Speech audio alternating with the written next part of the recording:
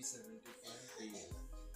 এটা মেইন যে আকর্ষণ সেটা হচ্ছে এটাতে 1000 mAh একটা ব্যাটারি আছে। আর এটা 1000 mAh একটা ব্যাটারি থাকে মানে অনেক কিছু। প্রত্যেকে 200 ঘন্টা আপনাকে এক চার্জে 200 ঘন্টা আপনাকে সার্ভিস দেবে।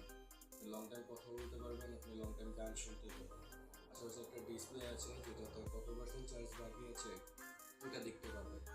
এবং এটা একটা সুন্দর জিনিস হলো যে পার্টসগুলো ওগুলো কিন্তু ম্যাগনেটিক। বক্সে যেটা দেখতে পাচ্ছেন খুব সুন্দর একটা গ্লসি ফিনিশ দেওয়া আছে। পার্টসগুলো কিন্তু ম্যাগনেটিক।